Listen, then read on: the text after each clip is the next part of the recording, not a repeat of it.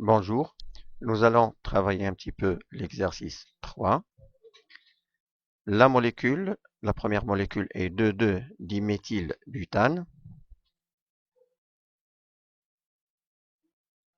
Donc, elle est formée de 4 atomes de carbone, plus un méthyle et un autre méthyle. Les deux sont liés au carbone numéro 2. La deuxième molécule, c'est 2-méthylpentane. La chaîne principale est formée de 5 atomes et un méthyle lié au carbone numéro 2. Donc, le carbone numéro 2.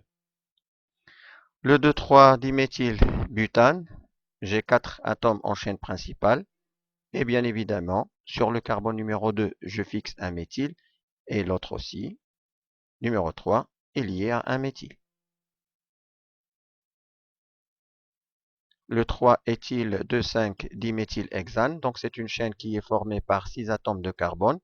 2 méthyles liés au carbone numéro 2 et numéro 5.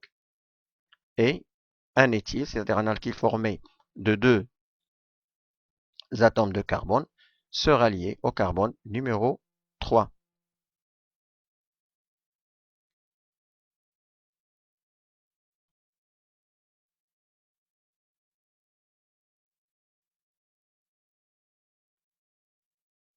Et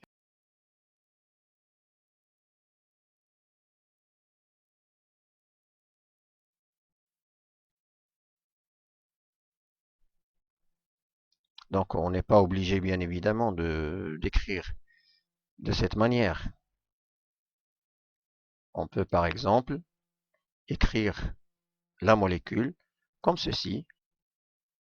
Donc pour le 2-méthylbutane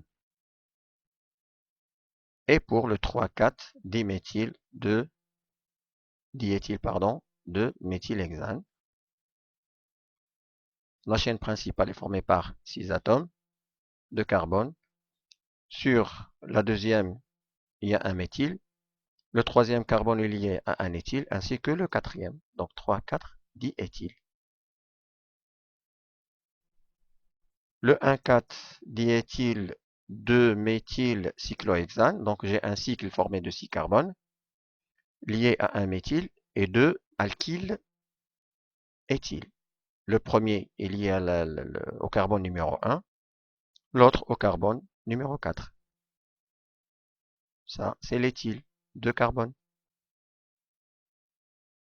La dernière molécule, c'est une chaîne formée de 7 atomes de carbone, un éthyle lié au carbone numéro 3 et 2 méthyles, l'un lié au carbone numéro 2 et l'autre